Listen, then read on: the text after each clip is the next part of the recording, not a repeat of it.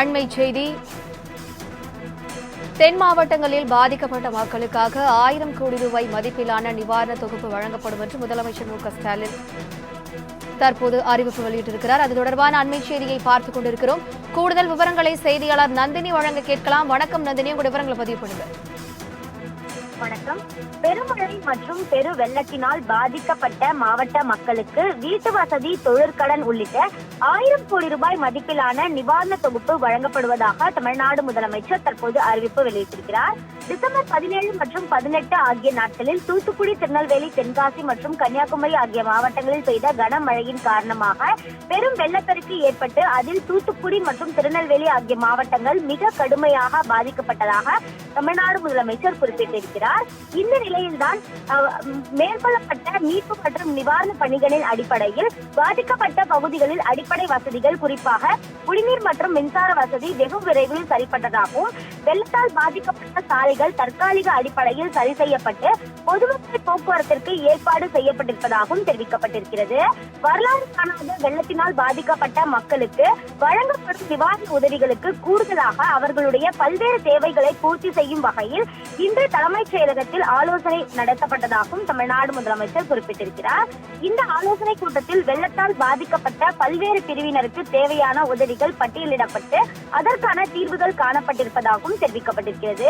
அதன்படிதான் சேதமடைந்த வீடுகளுக்கு பதிலாக புதிய வீடுகள் மற்றும் பழுது பார்த்தலுக்காக 385 கோடியும், பயிர் சேத நிவாரணத்திற்காக 250 கோடியும், சிறு வணிகர்களுக்கு 1 லட்சம் வரை சிறப்பு கடன் திட்டமும், அதே போன்று சிறு குறு மற்றும் நடுத்தர தொழில் நிறுவனங்களுக்கான 3 லட்சம் வரை வெள்ள நிவாரண கடனுதவி திட்டமும் செயல்படுத்தப்பட இருக்கிறது. அதே போன்று மகளிர் சுய உதவி குழுக்களுக்கு 350 கோடி கடன், உள்ள கடன் தவணைகளுக்கான கால நீட்டிப்பு, சேதமடைந்த மீன் படகுகளுக்கு நிவாரணம் வழங்க 15 கோடி ரூபாய், கால்நடைகளுக்கு வாங்குவதற்கு கடன், உப்பள தொழிலாளர்களுக்கு உதவி தொகையாக 3000 ரூபாய் வழங்கப்படும் எனவும் அறிவிப்பு என்பது வெளியிடப்பட்டிருக்கிறது. பள்ளி மற்றும் கல்லூரி சான்றிதழ்கள் மற்றும் பாட புத்தகங்கள் வழங்குவதற்காகவும் தேவையான நிதி ஒதுக்கீடு செய்யப்பட்டிருக்கிறது. வருவாய்த்துறை மற்றும் இதர அரசு துறைகளில் வழங்கப்படும் சான்றிதழ்கள் மற்றும் ஆவணங்கள் வழங்கப்படும் எனவும் தெரிவிக்கப்பட்டிருக்கிறது. வரக்கூடிய திங்கட்கிழமை தோறும் அந்த முகாம்கள், சிறப்பு முகாம்கள் என்பது மாவட்ட ஆட்சியர்களால் தொடங்கப்படும் எனவும் குறிப்பிடப்பட்டிருக்கிறது.